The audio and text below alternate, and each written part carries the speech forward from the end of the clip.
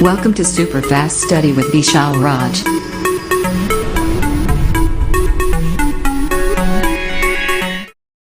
Hello दोस्तों, की हाल चाल सब बढ़िया। आप सभी का स्वागत है आपका अपने YouTube channel super fast study with Vishal Raj में। दोस्तों जल्दी से सभी लोग क्लास में जुड़ जाइए, क्लास को स्टार्ट करने वाले हैं, तो फटाफट सभी लोग क्लास में आ जाओ और अपने सभी दोस्तों को शेयर कर दो और फिर इस क्लास को स्टार्ट किया जाए। गुड इवनिंग सभी को। जैसे कि इसके पहले हम लोग ढेर सारे टॉपिक पढ़ चुके हैं, अब उसके आगे आज पढ़ने वाले हैं और आज जो पढ़ाएंगे इसमें से 100% ध्यान रखें, 1 से 2 क्वेश्चन एग्जाम में पक्का बनने वाला है, ध्यान रखना, ठीक है। एग्जाम में कई बार पूछा गया और मोस्ट इंपॉर्टेंट क्वेश्चन है, ध्यान रखना है आपको। जल्दी करिए, जल्दी सभी लोग क्लास में आ जाइए। तो इस क्लास को स्टार्ट करते हैं एक ऊर्जावान मोटिवेशन के साथ, जो आपको ऊर्जावान बनाएगा। तो ध्यान सुनिएगा और अपने ज़हन में उतार लीजिएगा। तो आप लोग ध्यान सुनिएगा। मंजिल मंजिल उन्हीं को मिलती है जिनके सपनों में जान होती है। मंजिल उन्हीं को मिलती है जिनके सपनों में जान होती है। पंखों से कुछ नहीं होता, हौसलों से उड़ान होती है। पंखों से कुछ नहीं होता, हौसलों से उड़ान होती है। इसी मोटिवेशन के साथ इस क्लास को स्टार्ट करते हैं, तो सभी लोग क्लास में जुड़ जाइए। और आज हम लोग पढ़ने वाले हैं फिजिक्स में, भौतिक विज्ञान में कूलॉम का नियम, जो कि पहले लेसन का इम्पॉर्टेंट टॉपिक है, ध्यान रखना है। तो आज हम लोग पढ़ने वाले हैं कूलॉम का नियम। तो आप लोग हेडिंग बना लो, कूलॉम्स लॉ, कूलॉम का नियम। देखो ये आपके एग्ज़ाम में कभी कभी ऐसा पूछ लेता है, कूलॉम का विद्युत बल संबंधी नियम लिखिए, ऐसा भी करके पूछ चुका है, तो बहुत इंपॉर्टेंट है, ध्यान रखना। तो हेडिंग बना लो कूलॉम का नियम, ठीक है, कूलॉम्स लॉ, कूलॉम्स लॉ।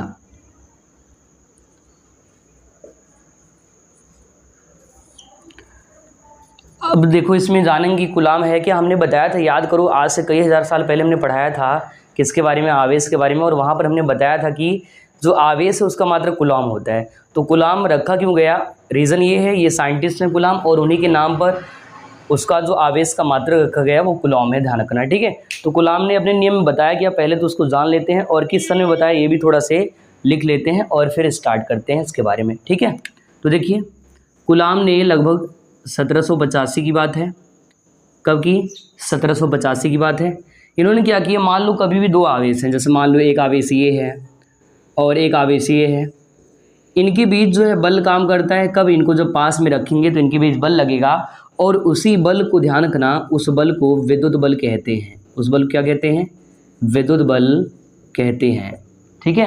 तो कूलॉम ने देखा, एक्सपेरिमेंट किया और चेक किया, तो जब भी 2 आवेश को पास में रखा तो वहाँ पर क्या हो रहा था, बल लग रहा था, और जिस बल का नाम उन्होंने विद्युत बल, या उसी बल को इनके नाम पर ही कूलॉमी बल भी कहते हैं। और कब बताया था, 1785 AD, मतलब 1785 में। आपको ध्यान रखना है सन। अच्छा, एग्जाम में आपको सन नहीं लिखना है, पहला चीज़। ऐसा क्यों, ऐसा इसलिए कि अगर आप गलत कर दोगे तो एग्जामिनर का ध्यान अगर इस पर जाएगा वो नंबर आपका काट सकता है, इसलिए करना क्या है, आपको सन नहीं लिखना है, ठीक है। कहाँ से लिखना है अभी हम बताते हैं। तो पहले आपको ध्यान रखना, कूलॉम ने क्या किया कि 2 आवेशों के बीच में संबंध में बल बताया, जिसे कूलॉमी बल या विद्युत बल कहते हैं। अब बात करते हैं इनके नियम की, ठीक है, इनके नियम की बात करते हैं और इसका डायग्राम आपको बनाना है, ध्यान से देखना। डायग्राम रहेगा क्या, मानेंगे 2 पॉइंट रहेगा, मान लो 2 बिंदु हैं,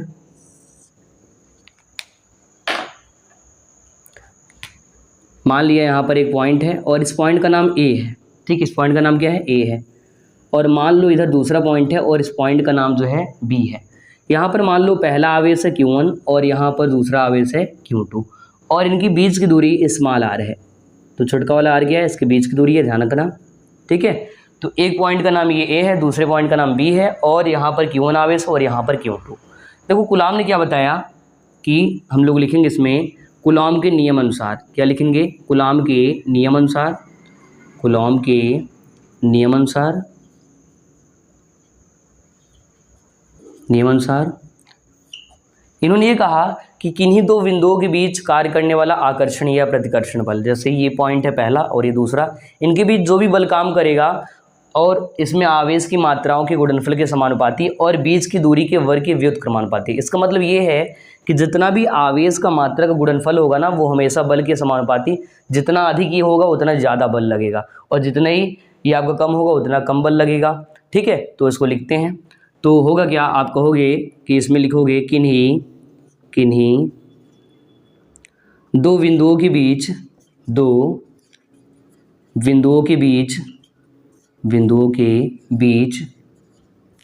कार्य करने वाला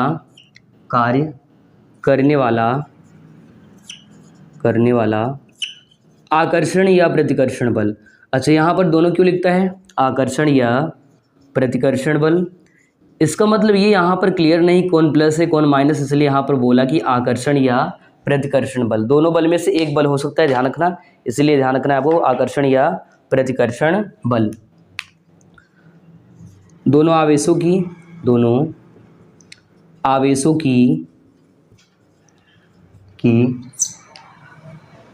मात्राओं के गुणनफल के समानुपाती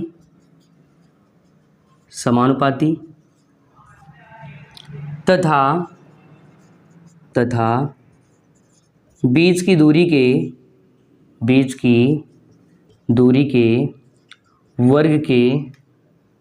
वर्ग के व्युत्क्रमानुपाती होता है।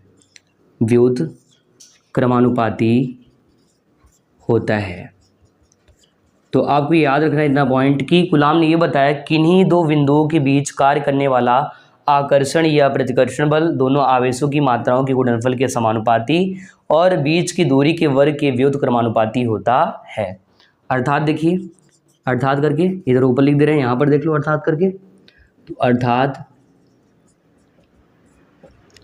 F प्रोपोर्शनल Q1 Q2 और F प्रोपोर्शनल 1/r²। ठीक है, इसका मतलब है कि आवेश का जब दोनों आवेश का मान बढ़ाएंगे ना तो बल ज़्यादा लगेगा, और अगर कम करेंगे तो कम बल काम करेगा। इसका मतलब क्या है, अगर दूरी ज़्यादा होगा तो बल क्या होगा, कम, और अगर दूरी कम होगा तो बल ज़्यादा। वो कैसे बता रहे हैं, देखो। जैसे मान लो अगर कोई पास में मेरे, मान लो ये मार्कर है, ये पास में है, तो अगर मान लो यहाँ पर कोई व्यक्ति रहेगा, अगर वो पास में रहेगा तो उसको मेरी आवाज़ ज़्यादा सुनाई देगी, और अगर दूर चला जाएगा तो आवाज़ क्या रहेगा, कम सुनाई देगा। तो इससे आपको ये समझना है कि अगर दूरी ज़्यादा होगा तो बल जो है कम काम करेगा, और अगर दूरी जो है कम रहेगा तो बल ज़्यादा काम करेगा। ठीक है, तो लिखना है अर्थात F प्रोपोर्शनल Q1 Q2 और F प्रोपोर्शनल 1/r²। अगर इन दोनों को एक साथ करें तो आपको कुछ ऐसा देखने को मिलेगा। कैसे, F proportional Q1 Q2 r²। इतना नोट कर लीजिए, ये डायग्राम बना लेना है आपको, और साथ में ये पूरा जितना हमने हिंदी लिखा है यहाँ से यहाँ तक का पूरा हिंदी लिख लेना है, और अर्थात करके फॉर्मूला लिख लेना है। इतना कर लीजिए जल्दी से।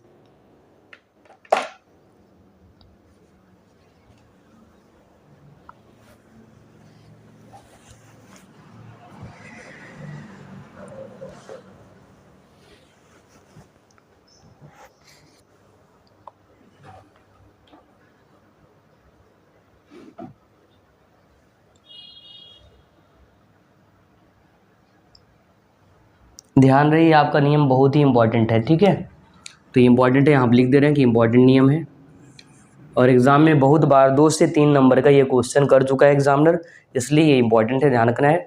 तो एक बार रिपीट कर रहे हैं, आपको ध्यान सुन लेना है। गुलाम ने क्या बताया, सन 1785 की बात, उन्होंने ये बताया कि कभी भी अगर दो आवेश लेंगे तो उनके बीच बल काम करेगा, और वो जो बल होगा या तो आकर्षण होगा या तो प्रतिकर्षण। ठीक है, तो उन्होंने कहा कि गुलाम के नियमानुसार किन्हीं दो बिंदुओं या बिंदुवत आवेशों के बीच, ठीक है, यहाँ पर लिख लेना आपको, बिंदुवत आवेशों के बीच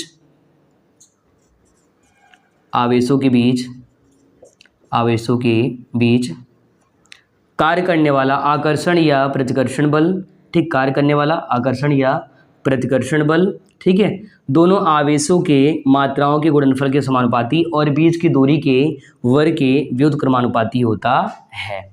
अर्थात F प्रोपोर्शनल Q1 Q2 और F प्रोपोर्शनल 1/r²। ठीक है, इसका मतलब अगर आवेश का मान बढ़ाएंगे तो बल भी ज़्यादा काम करेगा, और अगर दूरी बढ़ाएंगे तो बल उल्टा है, बटे में है, तो इसलिए दूरी बढ़ने पर बल कम और ये कम होने पर ये ज़्यादा, ध्यान करना। ठीक है, और एक साथ करेंगे तो ये आपका बनेगा। अब देखो यहाँ से करना क्या है, इन दोनों को एक साथ कर लिए। अगर इसको जैसे ही हटाएंगे, मान लो 2 लोग हैं और हो गया है झगड़ा हो गया, तीसरा एक व्यक्ति आएगा जो समझाएगा, तो ये चिन्ह जब भी हटाते हैं ना, समानुपाती का चिन्ह जब भी हटाते हैं तो एक नियतांक आता है, कांस्टेंट आता है। ठीक है, तो इसको हटाएंगे तो यहाँ पर मिलेगा F = K Q1 Q2 / r², Q1 Q2 और अपान में आर स्क्वायर, ध्यान रखना आर स्क्वायर, इतना काम कर लेना है। ये फार्मूला है इसी का और यही आपका कूलाम का नियम है। पूरा कर लीजिए इतना।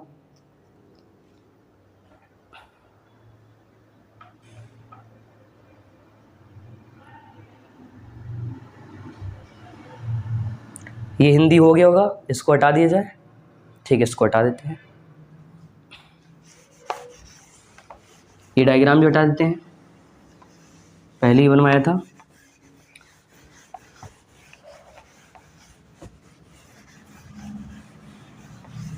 ठीक है, इतना कर लिए। अब देखो ये जो के है ना, के यहाँ पर है क्या, कांस्टेंट है, नियतांक है, तो लिखेंगे यहाँ के एक समानुपाती नियतांक है, एक समानुपाती नियतांक है, समानुपाती नियतांक है। इस के का मान होता है, के का मान क्या है ध्यान से देखना। तो के का मान ये हम अपने घर से नहीं लाए हैं, ध्यान रखना, ये साइंटिस्ट ने ही बताया है, तो उन्होंने इसका मान क्या बताया वो चीज़ ध्यान रखना। एक मान तो इसका है 1/4 पाई एप्सिलॉन नॉट या एप्सिलॉन 0, और दूसरा इसी का मान है 9, लिख दे रहे हैं या करके, इसका पूरा मान होता है 9 × 10⁹। ठीक है, ये मान आप ध्यान रखना। इस के का जो है मान होता है 1/4 पाई एप्सिलॉन नॉट या एप्सिलॉन 0 या फिर 9 × 10⁹। तो यहाँ पर रख सकते हैं, रखते हैं मान। तो एक बार और फॉर्मूला बन जाएगा, क्या बनेगा, F बराबर 1/4 pi epsilon not Q1 Q2 अपान में R स्क्वायर। एक फॉर्मूला ये हो सकता है। अगर आप ये मान रखना चाहें ना तो एक फॉर्मूला और बन जाएगा, क्या, F = 9 × 10⁹ Q1 Q2 अपान में R स्क्वायर। इधर नहीं दिख रहा है, ऊपर देख लो थोड़ा से। F = 9 × 10⁹ Q1 Q2 अपान में R स्क्वायर। ठीक है, अब तो दिख रहा होगा ना, नोट कर लो यहाँ, ये पूरा फॉर्मूला यहाँ से नोट कर लीजिए। ठीक है, इतना कर लीजिए।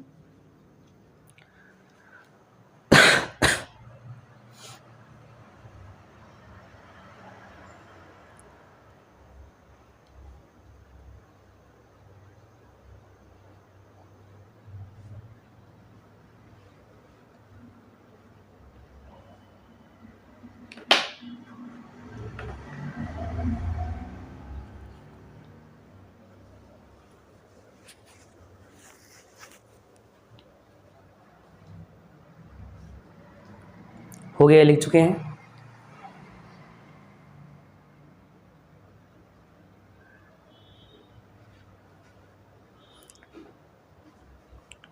हो गया, अब इसको हटाया जाए, इरेज किया जाए। अगर आप लोग लाइक नहीं किए तो लाइक कर दो और अपने सभी दोस्तों को ज़रूर शेयर किया करो जिनके लिए ये वीडियो हेल्पफुल हो सके। ठीक है, तो इसको हटाते हैं हम। हो गया डन ना यहाँ तक का, ये तो पहले ही लिखवाए थे।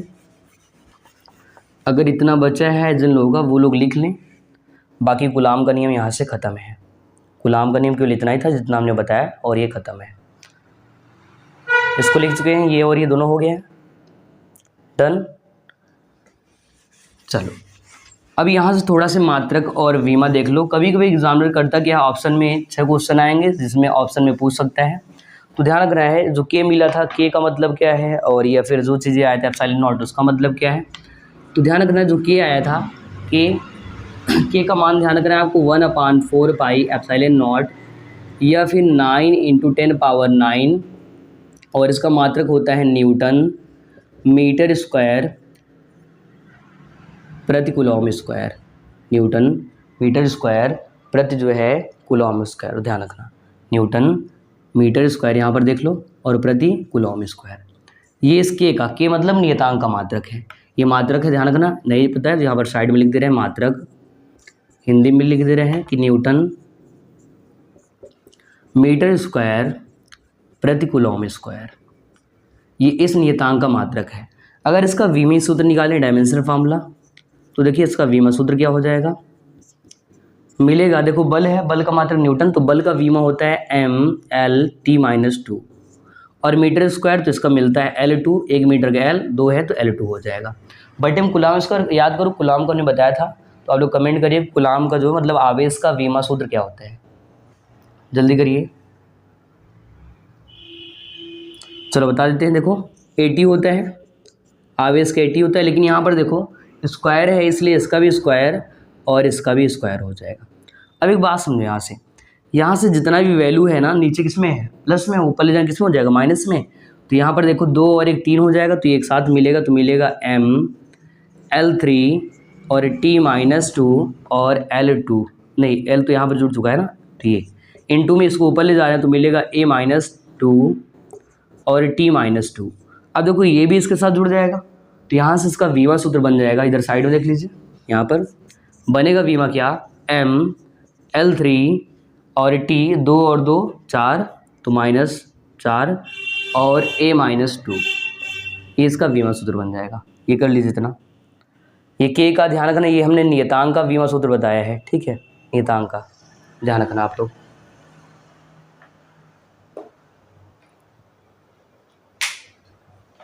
तो इतना नोट कर लीजिए जल्दी से।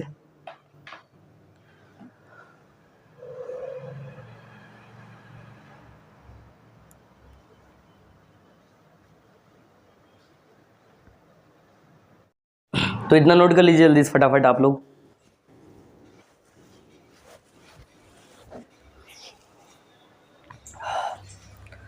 ये K का जो नियतांक आया था उसका ध्यान रखना, मात्रक न्यूटन मीटर स्क्वायर पर कूलॉम स्क्वायर, और इसका dimension formula ML3 T-4 A-2 होता है।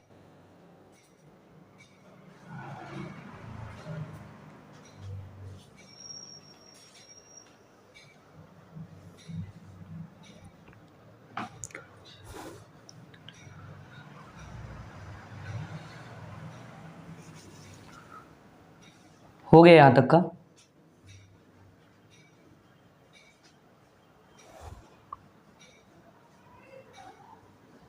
चलिए इसको हटाते हैं।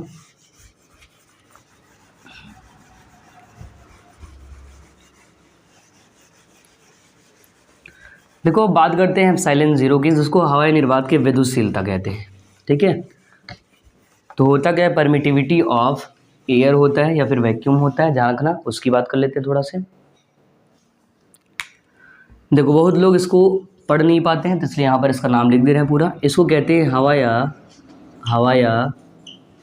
निर्वात की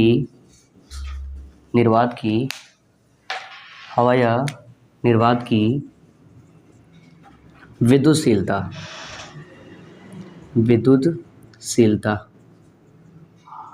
ठीक है, हवाई निर्वात की विद्युतशीलता कहते हैं। देखो इसका भी मान होता है, इसका मान कितना होता है ध्यान रखना, एप्सिलॉन नॉट का मान जो होता है 8.85 × 10⁻⁻12।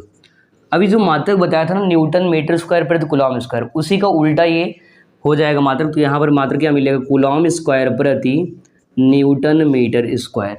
और एग्जाम में कई बार ये मात्रक पूछ चुका है, इसलिए इसका ध्यान रखना मात्रक। तो यहाँ पर लिख दे रहे हैं मात्रक क्या बनेगा, कूलॉम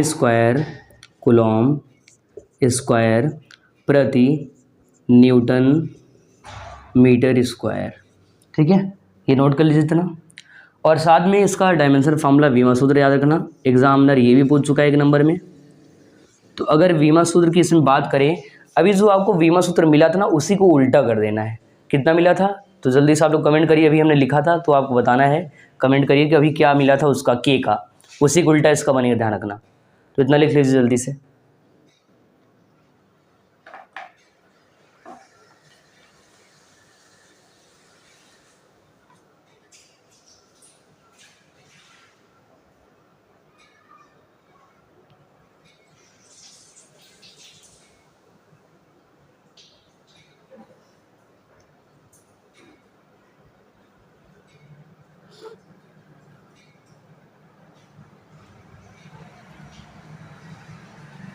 चलिए देखिए, अभी जो हमने निकाला था वहाँ पर मिला था ML3 T-4 और A-2।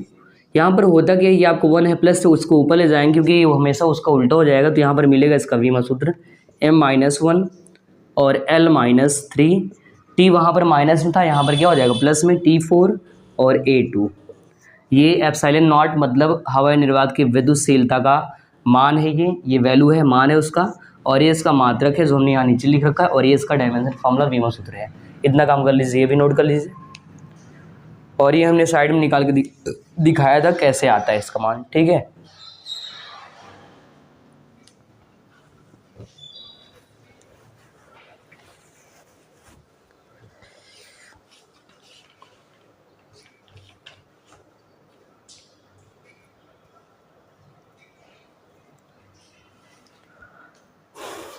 हो गया इतना, इतनी जल्दी इसका कर लीजिए, फिर इसके आगे बताएं।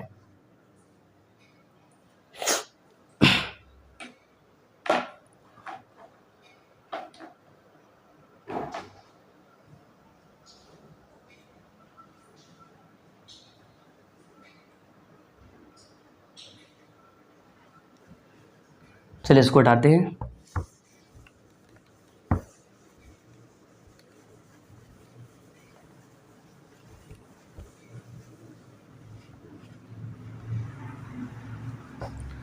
अब देखो यहाँ से पूरा का पूरा जो है हमने बेसिक आपको पूरा बता दिया कि अच्छे से कि आप कूलाम का नियम 2 या 3 नंबर के एग्जाम में बनेगा।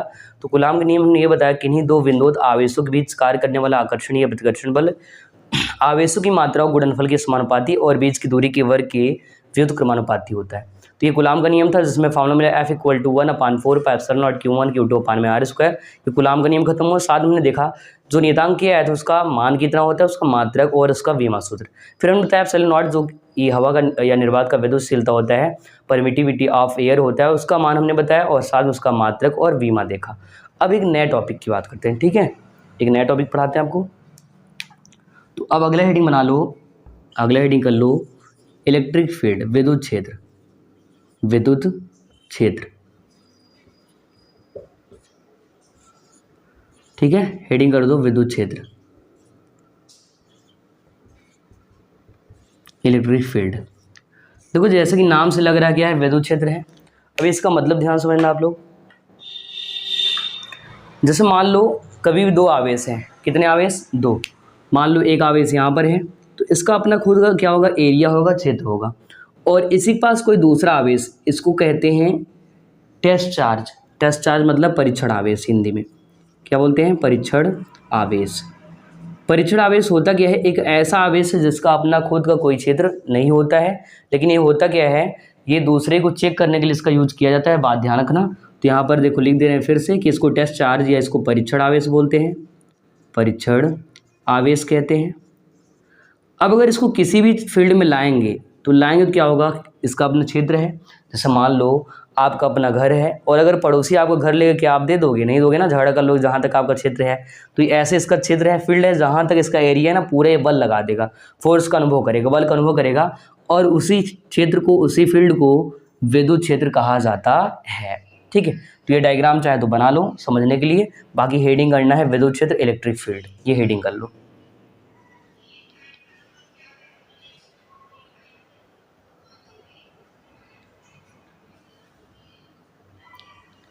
ठीक है, ये डायग्राम और ये हेडिंग कर लीजिए।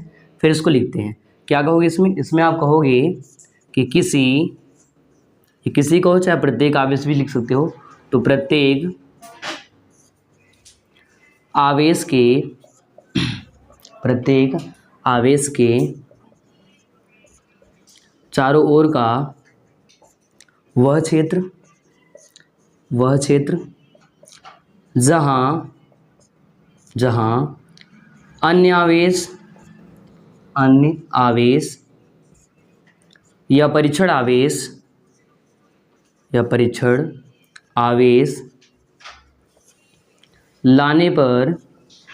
लाने पर बल का एक्सपीरियंस करता है, बल का अनुभव करता है, उसे विद्युत क्षेत्र कहते हैं। उसे पता नहीं क्या कहते हैं ना, उसे विद्युत क्षेत्र कहते हैं, ठीक है। तो प्रत्येक आवेश के चारों, मान लो ये आवेश है, प्रत्येक आवेश के चारों का वह क्षेत्र जहाँ पर अन्य आवेश या परीक्षण आवेश लाने पर यहाँ पर बल का अनुभव करता है, उस क्षेत्र को विद्युत क्षेत्र कहते हैं। लिख लीजिए इतना, उस क्षेत्र को विद्युत क्षेत्र कहते हैं। तो प्रत्येक आवेश के चारों ओर का वह क्षेत्र जहाँ अन्य आवेश या परीक्षण आवेश लाने पर बल का अनुभव करता है, उस क्षेत्र को विद्युत क्षेत्र कहते हैं।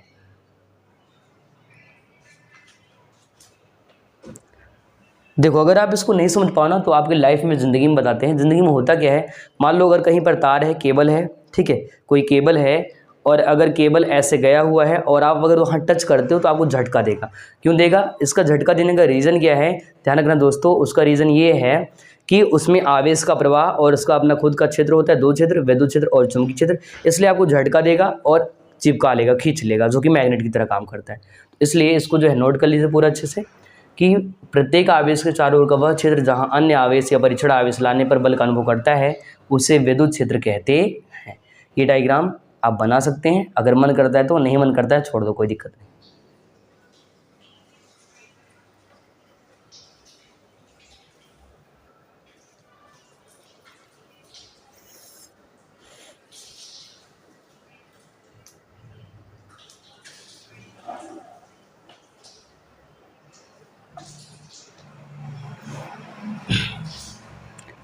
चलिए हो गया होगा क्या? इतना अगर हो गया तो इसको हटाएं, फिर बात करें अगले हेडिंग की।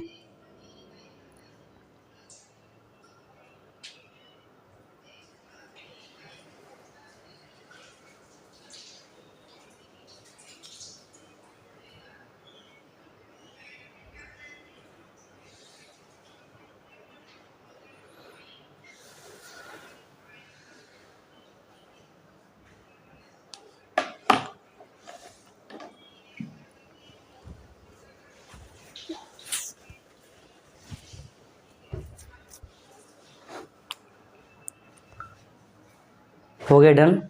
चलो इसको हटाते हैं और बात करते हैं इसी का भाई है जो कि एग्जाम में 2 या 3 नंबर कई बार आ चुका है, जिसका नाम है विद्युत क्षेत्र की तीव्रता। क्या नाम है? विद्युत क्षेत्र की तीव्रता। ठीक है, तो हेडिंग करना है आपको intensity of electric field. Heading कर लो विद्युत क्षेत्र की तीव्रता। विद्युत क्षेत्र की तीव्रता। हेडिंग कर दो विद्युत क्षेत्र की तीव्रता। इंग्लिश लिख low intensity of electric field. Intensity of electric field. ठीक है, विद्युत क्षेत्र की तीव्रता, ये हेडिंग बना लो, विद्युत क्षेत्र की तीव्रता। अब देखो होता क्या है, तीव्रता का मतलब क्या है, जैसे मान लो किसी को लाइट मारे तेजी से, किसी को धीरे से, तो जो तीव्रता रहेगा उसी से आप जान पाओगे कि तीव्रता कितना ज़्यादा, कितना तेज आपको करंट लग रहा है, नहीं लग रहा है। ठीक है, तो इसलिए इसका नाम क्या है, इंटेंसिटी ऑफ इलेक्ट्रिक फील्ड। अब देखो इसका एक फॉर्मूला होता है, याद रखना है आपको फॉर्मूला, ई बराबर होता है एफ अपान क्यू। ई बराबर होता क्या है, एफ अपान क्यू, या फिर आप इसको ये भी लिख सकते हो कि ई बराबर F upon Q not. Q not का मतलब टेस्ट चार्ज, परीक्षण आवेश, ध्यान रखना। तो यहाँ से करो क्या, आप कहोगे देखो इसको बल कहते हैं, इसको बल कहते हैं, इसको परीक्षण आवेश कहते हैं, बल कहते हैं, परीक्षण आवेश कहते हैं। और बाकी हमने आपको बताया है कि कभी भी अगर फार्मूला आपको मिल जाए तो आप परिभाषा आसान तरीके से बना सकते हो। वो कैसे? तो आप कहोगे बल और परीक्षण आवेश के अनुपात को विद्युत क्षेत्र तीव्रता कहते हैं। इसे बढ़का वाले ई से व्यक्त करते हैं। किससे? बढ़का वाले ई से। ठीक है, कैपिटल ई से व्यक्त करते हैं। तो लिखेंगे बल और परीक्षण आवेश, बल और परीक्षण आवेश के अनुपात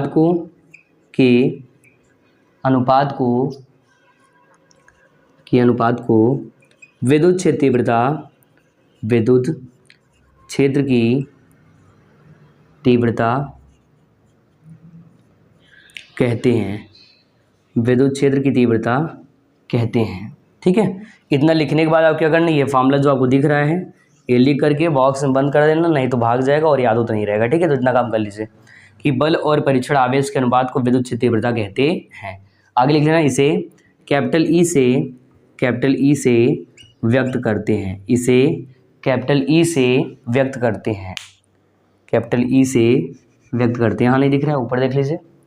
इसे कैपिटल ई से व्यक्त करते हैं या दर्शाते हैं या निरूपित करते हैं, व्यक्त करते हैं। अब एक काम करिए, ये फार्मूला और फिर इतना नोट कर लीजिए जल्दी से, ये परिभाषा और ये फार्मूला आपको लिख लेना है, इतना काम कर लीजिए। फिर जो है मैं इसका मात्रक, विमा और राशि बताता हूँ।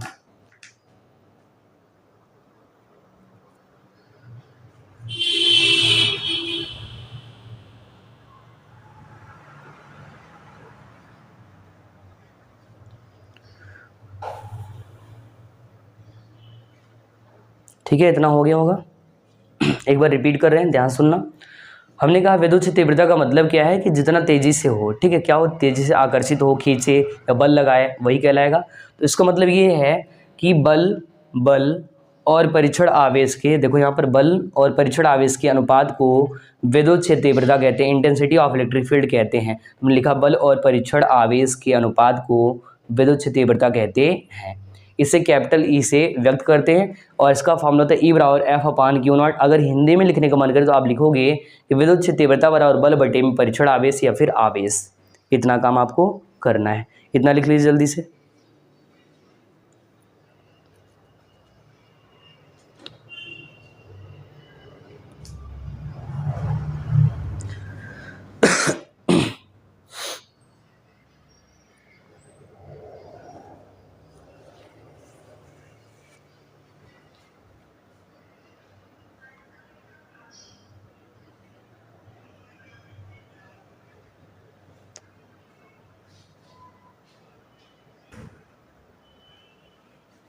चलिए इसको हटाते हैं, हटा दीजिए।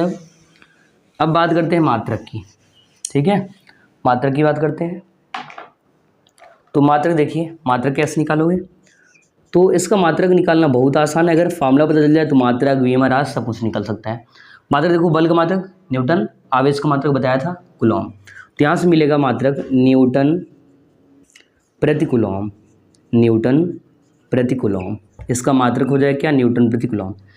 ये इसका एक और मात्रक होता है, ध्यान रखना आपको, इसका एक और मात्रक होता है, याद रखना क्या होता है? वोल्ट प्रति मीटर, वोल्ट प्रति मीटर। क्या होता है? वोल्ट प्रति मीटर। अगर यहाँ नहीं दिखे तो ऊपर लिख रहे हैं या फिर साइड में देख लो, साइड में लिख देते हैं। एक दूसरा मात्रक होता है जिसको कहते हैं वोल्ट प्रति मीटर, वोल्ट प्रति मीटर। इतना काम कर लीजिए, ठीक है। ऊपर देखिए लिख रहे हैं इसका राशि, राशि लिखते हैं, राशि और इसका विमा सूत्र भी निकाल देते हैं।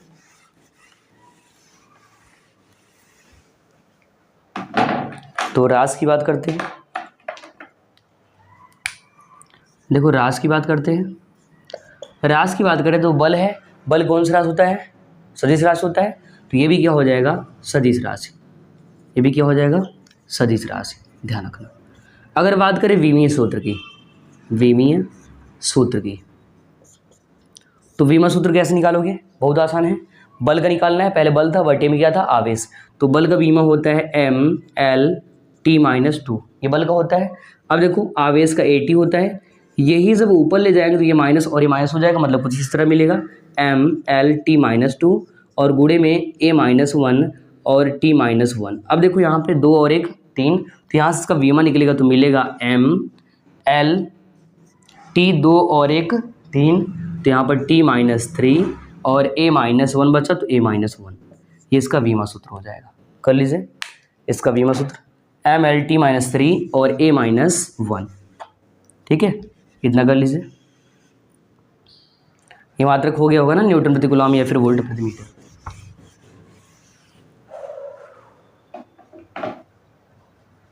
तो इतना आपको याद रखना है कि राशि सदिश है और विमा सूत्र m/L/t-3 a-1 होता है।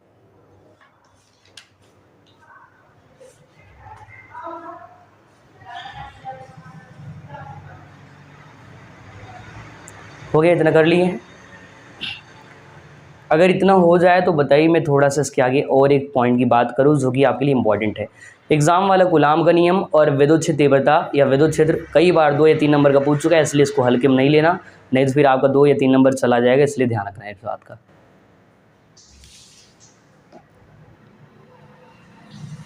चलिए हो गया। अब देखो अगर कभी पूछ ले कि जो विद्युत क्षेत्र है इसकी दिशा क्या होती है, आवेश में इसका दिशा क्या होता है, ठीक है, आवेश में जो है इसका दिशा क्या होता है उसकी बात कर लेते थोड़ा से। तो यहाँ पर लिख रहे हैं विद्युत क्षेत्र की दिशा, विद्युत क्षेत्र की दिशा, क्षेत्र की दिशा। देखो विद्युत क्षेत्र की दिशा का मतलब ये है, अगर कभी भी प्लस आवेश है, आवेश कैसा है प्लस, तो इसकी जो दिशा है ना हमेशा प्लस से दूर की ओर रहेगी। क्या रहेगा? प्लस से दूर की ओर। प्लस से क्या होगा? दूर की ओर जाएगा। ये आपके लिए प्लस आवेश, यहाँ पर धन आवेश का मतलब है, ठीक है, पॉजिटिव चार्ज के लिए। वही अगर मान लो आवेश माइनस है तो इसके पास आएगा। क्या होगा? इसके पास है, इसका दिशा क्या होगा? इसी की तरफ होगा, माइनस पास और प्लस से दूर। ये बात ध्यान रखना, इसलिए इसको लिख लो कि विद्युत क्षेत्र दिशा का मतलब क्या है कि अगर कभी भी आवेश प्लस है तो उसका जो रहेगा वो दूर जाएगा, और अगर माइनस है तो पास आएगा। ये बात ध्यान रखना, ठीक है। प्लस आवेश के लिए दूर और माइनस आवेश के लिए पास।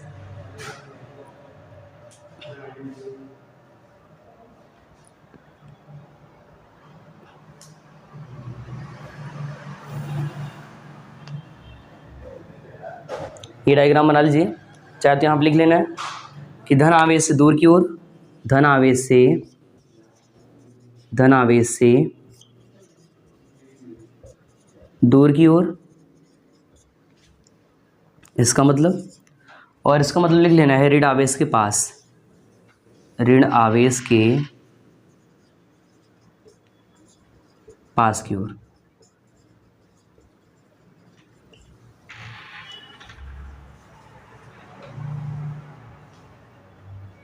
ठीक है, यहाँ तक कर लीजिए।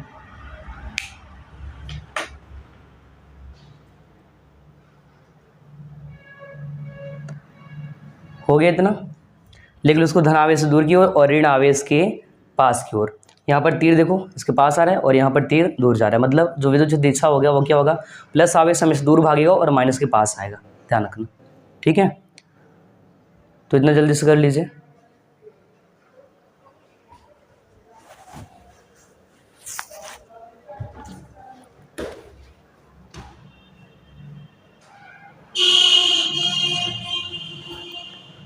हो गया यहाँ तक? चलिए, तो आज के लिए हम लोग इतना ही पढ़ने वाले हैं। बाकी अगर आप लोग चैनल पर पहली बार हैं, सब्सक्राइब कर लें और अपने दोस्तों को ज़रूर शेयर किया करें, ताकि उनके लिए भी काम ये वीडियो आ जाए, जिससे क्या हो कि एग्ज़ाम में जो भी बढ़िया से बढ़िया नंबर है वो भी बन जाए और उनको ये चीज़ आसान तरीके से समझ में आ जाए, ठीक है। सो आप लोग खुश रहिए, मस्त रहिए, मेहनत करिए, पढ़ाई करिए। आज कितना ही, बाकी मिलते हैं अगले एपिसोड में। तब तक नमस्कार, जय हिंद।